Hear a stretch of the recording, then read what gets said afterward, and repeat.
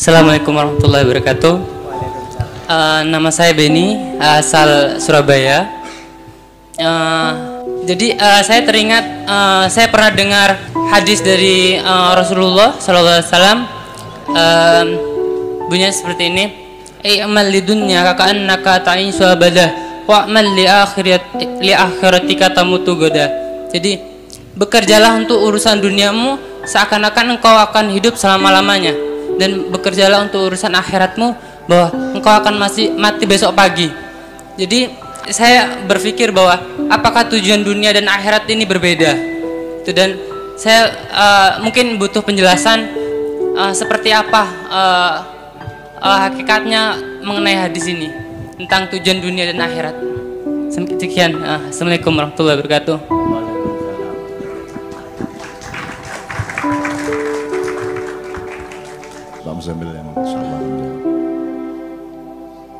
Terima kasih. Pertama, itu bukan hadis, ya. Jadi kata-kata i'mal lidunya kaka'annaka ta'ishu abada wa'mal li akhirati kaka'annaka tamutu ghada, itu bukan hadis, ya. Bukan hadis. Tolong itu dia, no. Dan secara prinsip itu tidak benar. Itu ya. Itu harus kita tolak. Carilah dunia seakan-akan kamu akan hidup selamanya.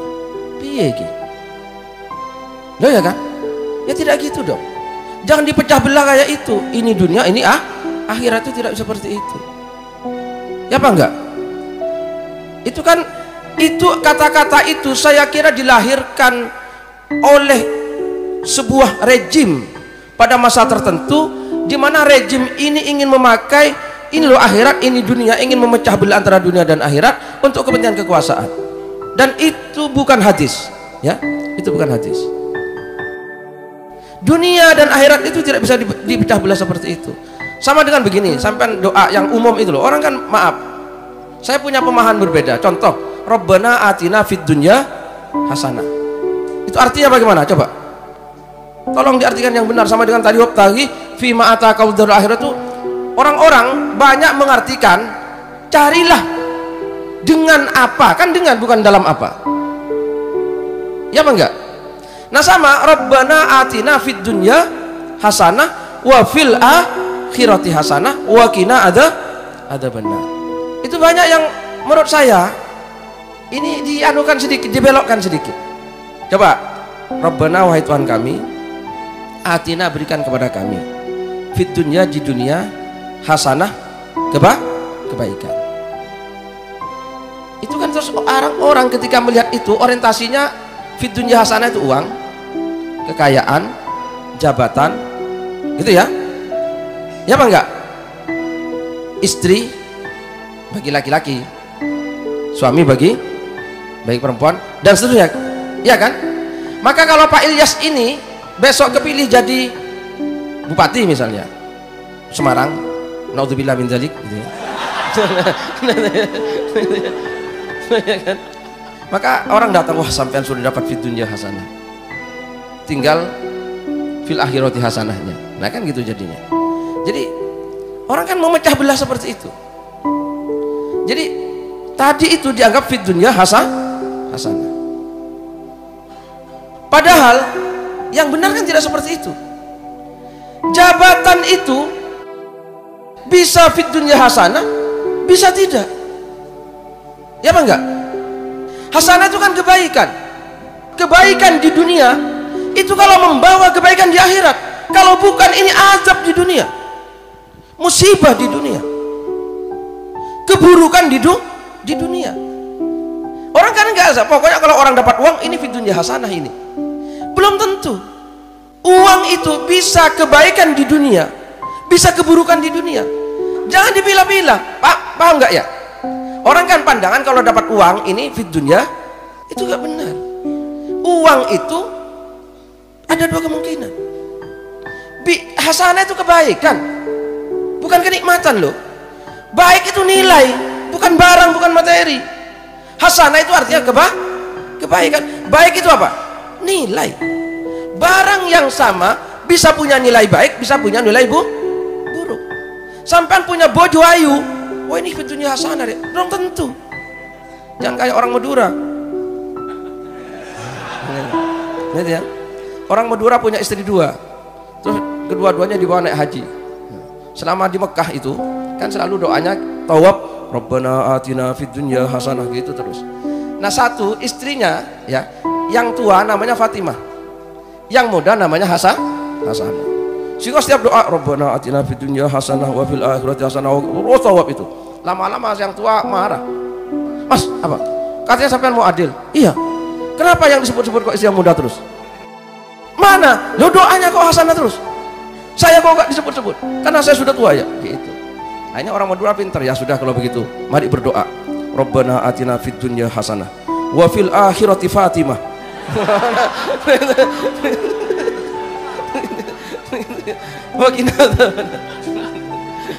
Nah sudah, tapi itu ya. Enggak, sekarang hasanah ini kan nilai. Hasanah itu nih bukan barang. Orang kan menyebut kalau dapat sesuatu di dunia itu fid dunya hasanah. Itu ada 2 kemungkinan. Ya jabatan, ya uang, ya apapun, ya lulus sekolah sampai ya titel, ya menjadi dosen, ya menjadi gubernur, jadi presiden, bisa fid dunya hasanah, bisa fid dunya sayyi'ah, tergantung kan. Dan ini tidak bisa dipilah. Kalau hasanah fid dunya pasti membawa hasanah fil akhirah. Ya apa enggak? Jabatan yang baik di dunia mesti akan membawa kebahagiaan di akhirat. Kalau jabatan itu tidak membawa keselamatan di akhirat, berarti ini fid dunya sayyi'ah, keburukan di dunia. Nah gitu loh, tidak bisa dipisah seperti itu. Itu ya, bisa dipahami nggak ini kira-kira? Sampean punya motor baru, ini bisa fid dunya hasanah, bisa fid dunya sayyi'ah. Gitu loh ya, tergantung dengan motornya sampean ini lebih banyak kemana. Gara-gara punya motor, nah itu loh, terus sombong, terus suka gonceng ya yang tidak halal lah, diajak wah macam-macam lah. Nah ini bukan fid dunya hasanah meskipun motor, tapi barang yang sama juga ngajar ke kampus bukan karena apa-apa tapi ikhlas, nah kan jadi fid dunya hasanah gitu. Jangan dipilah-pilah. Jadi kata-kata itu satu bukan hadis, yang kedua secara makna. Kalau saya menolak dengan itu karena dia membelah antara dunia dan akhirat. Pada dunia dan akhirat, bukan pada materinya. Itu ya. Terima kasih. Supaya toleran kepada atau terhadap disiplin akademis ya modern. Kalau Anda suatu hari ke Makassar, Anda ke Universitas, ke IAIN, UIN sekarang saya apa namanya kalau di sana ya, Alauddin. Anda cari di perpustakaan ada penelitian seorang dokter, saya lupa namanya, tapi itu teman saya zaman dulu, tahun 70-an 80-an. Dia meneliti bahwa yang malidun yaka itu hadis palsu. Jadi itu bukan hadis. Palsu atau tidak, mutawatir atau sahih atau dhaif dan seterusnya itu kan soal metodologi barangnya itu, teksnya itu. Sekarang andaikan Anda tidak tahu ini sahih apa tidak, Anda kan harus berdaulat juga secara pikiran Anda. Coba Anda pikirin. I'mal lidunyaka ka'annaka ta'ishu abada. Bekerjalah untuk duniamu seakan kamu hidup selama-lamanya. Ini kan kapitalisme maniak. Gitu. Ini ultra kapitalis, tidak hanya liberal ini, ultra kapitalis. Kapitalis pol ini. Tidak mungkin. Islam Rasulullah menganjurkan seperti itu. Tidak mungkin. Jadi kita berapa aja nggak cukup mas. Wong hidup selamanya kok. Badi piroy nggak cukup. Punya deposit berapapun nggak cukup. Punya modal berapapun nggak cukup. Ya. Jadi tidak mungkin Islam seperti itu. Nomor 2, wa amal li akhiratika ka'annaka tamutu ghadan. Siapa di ayat mana Allah mengatakan besok kamu mati? Kamu baca, kamu browsing aja di Al-Quran ya, search ya, mati gitu aja, mati atau hidup. Allah mengatakan, kenapa sih kamu itu kok ngeyel sama saya? Kan dulunya kamu mati, kemudian saya hidupkan, kemudian saya matikan lagi, kemudian saya hidupkan lagi. 3 kali itu putarannya. Dan nanti Anda dibangkitkan dari kubur, ini beneran. Jadi engko saka kuburan ini apik banget aku metu bejudul Pak Is sepo. Dan siapa bilang manusia itu hidup? Sekarang ini hidup terus di kuburan itu mati. Nah terus kalau Anda sudah mati di kuburan, terus malaikat mungkar nakir marani sopo? Ulah kok wis mati, lah ya ora mungkin. Terus malaikat mungkar nakir lak nganggur. Piye to kowe iki?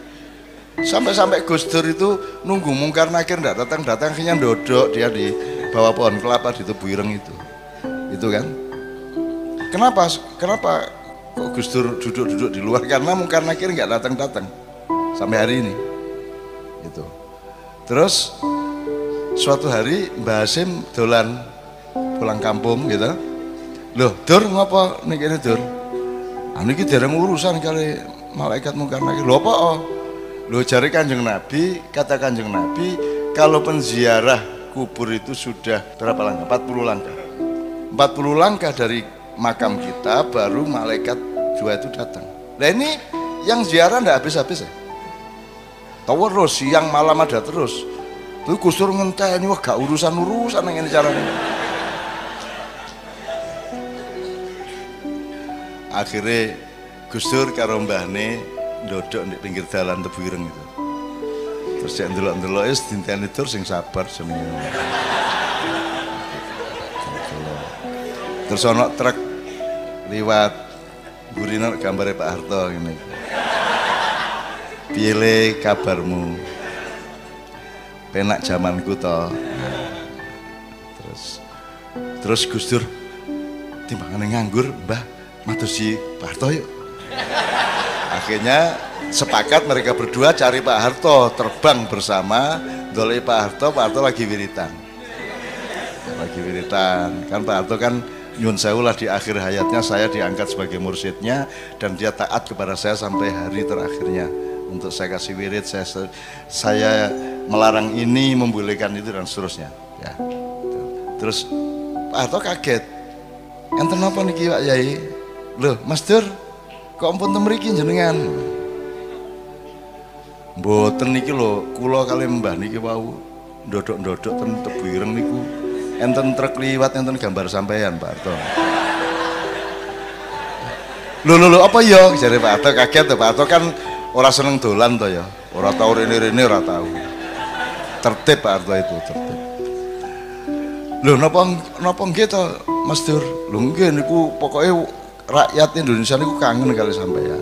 Mulane truk-truk niku ditulisi ngoten niku, piye kabar mule penak jamanku to. Terus Pak Harto malu-malu kucing gitu.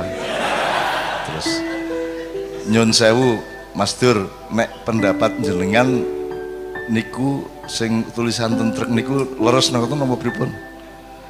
Mosok penak jaman kula. Terus Gus Dur, wong nggih. Penak jaman Pak Harto mbakane sakniki niki.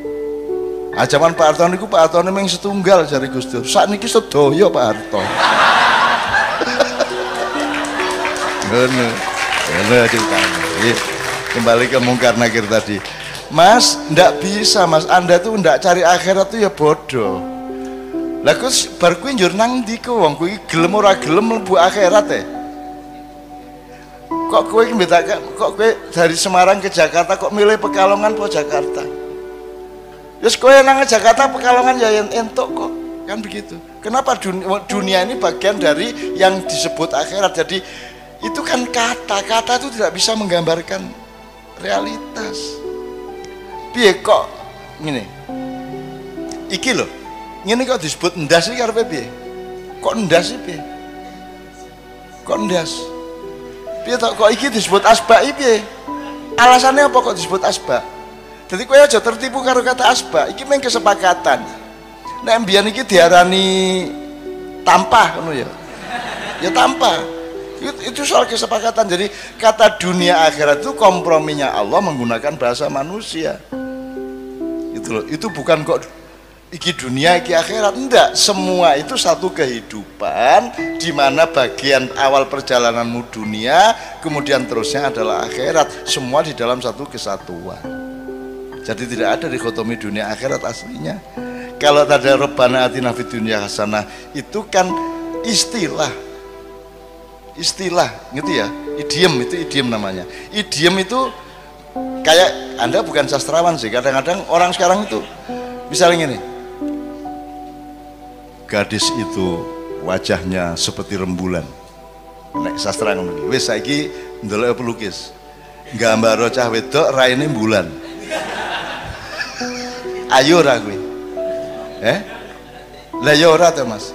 Nek kowe berhenti pada materi rembulan, itu namanya wah kayak anu ya apa jenenge? Kayak Sri Kembang, nek sing kono kayak Sri Gunung misalnya gitu. Itu istilah, gitu ya. Jadi Anda jangan tertipu oleh kata, ya. Jadi dunia akhirat itu sekali lagi di dalam Islam dunia menentukan akhirat, ya akhirat ditentukan oleh dunia. Dan Anda itu jangan rumangsamu pilihan. Kamu mau milih dunia apa akhirat? Milih piye? Rumangsamu terus baru kowe mati njur leren, pensiun. Bagaimana? Kamu mau ndak mau akan ke surga atau ke neraka? Nah, kamu ke surga atau neraka, kamu diberi kesempatan ujian 60, 70, 80 tahun ini gitu loh. Kamu nggak bisa mengelak, wes mesti kudu terus kowe. Jadi bukan pilihan soal dunia atau akhirat. Mau ndak mau kamu. Ya kalau kamu mau pergi dari Semarang, asal ndak mau Semarang, pindah ke Jogja.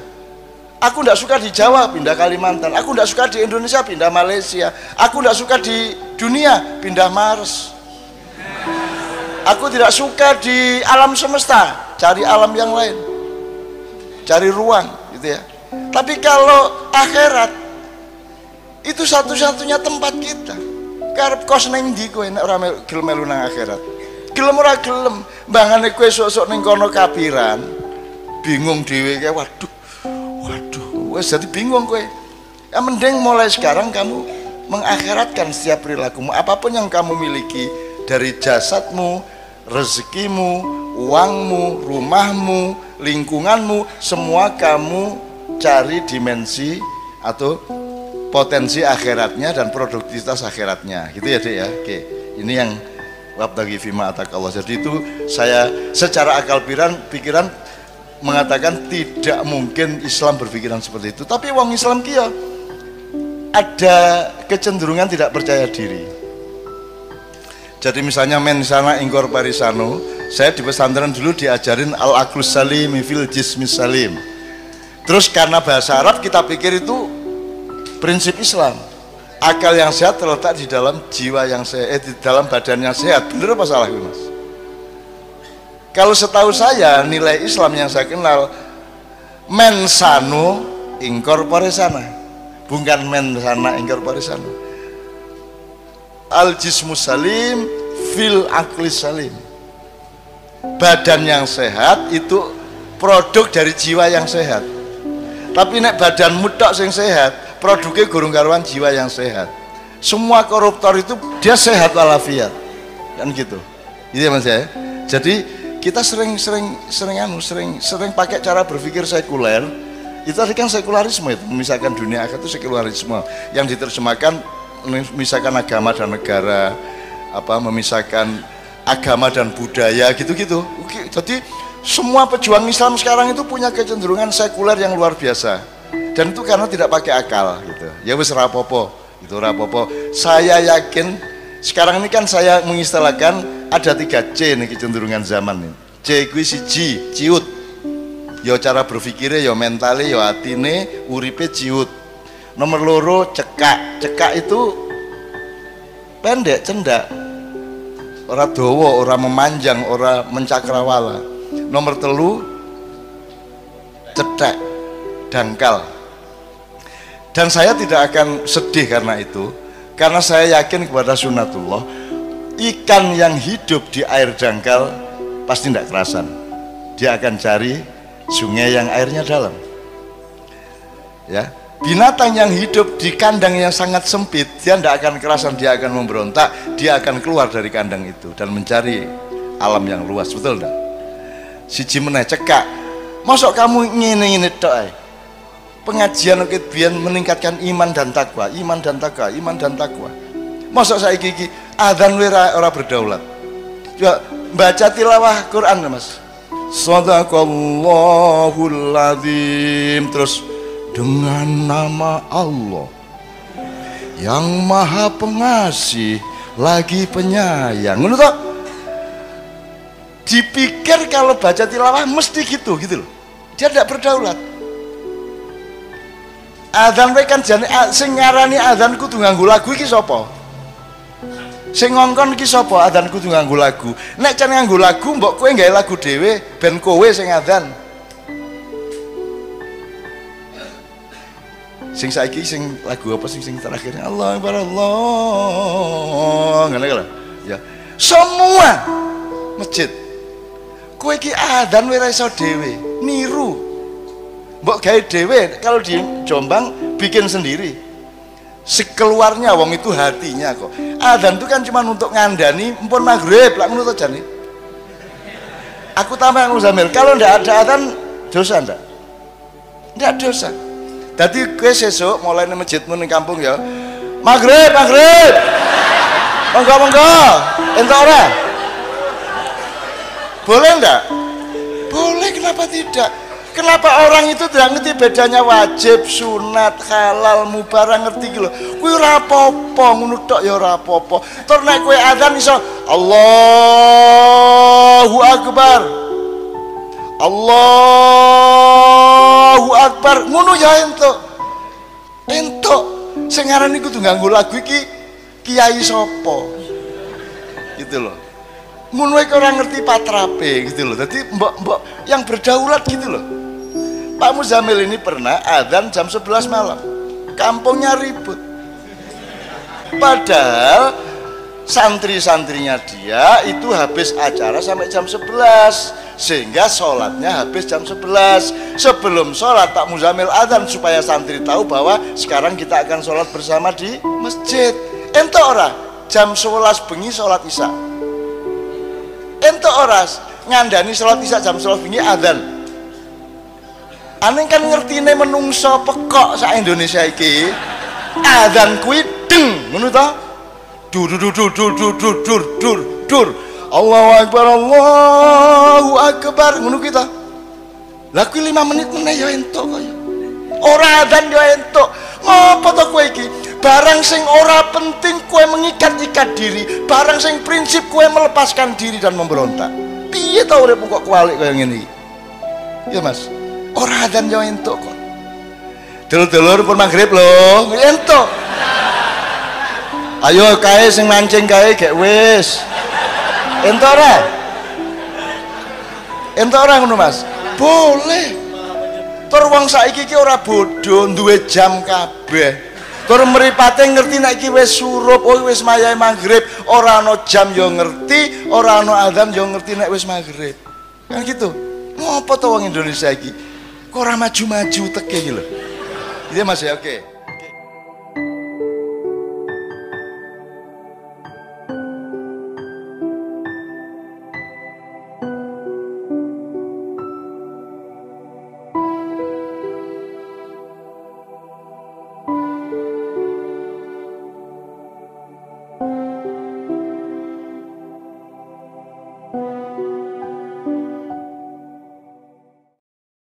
Assalamualaikum, selamat datang di Pauling Maya.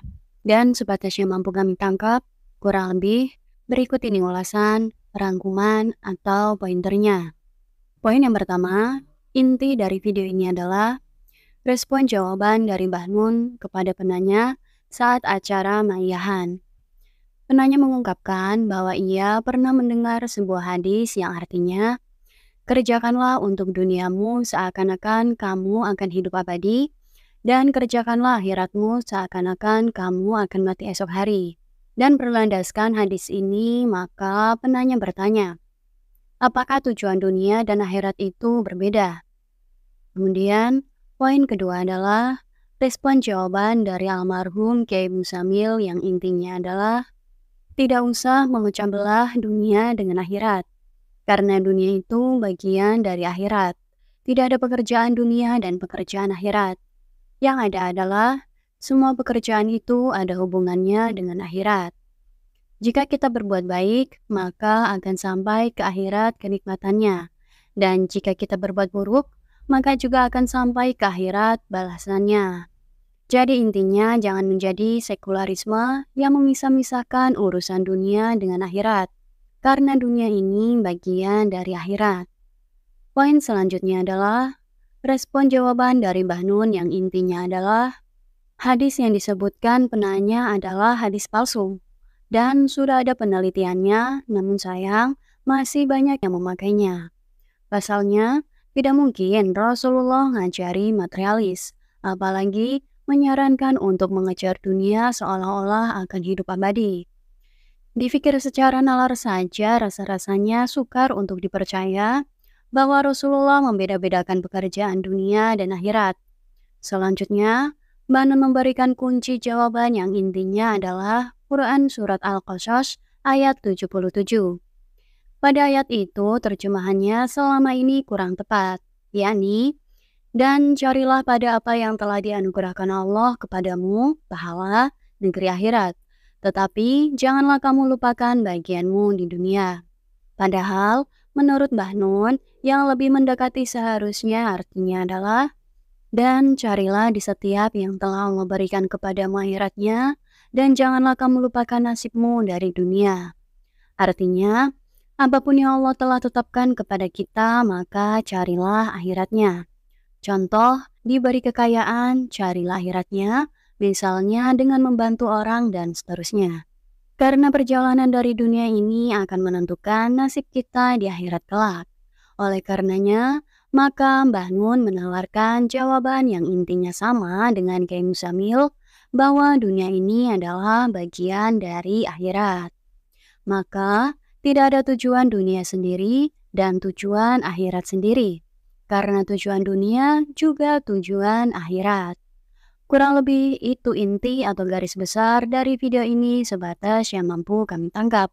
Kurang lebihnya mohon maaf. Terima kasih dan sehat selalu saudaraku. Wassalamualaikum.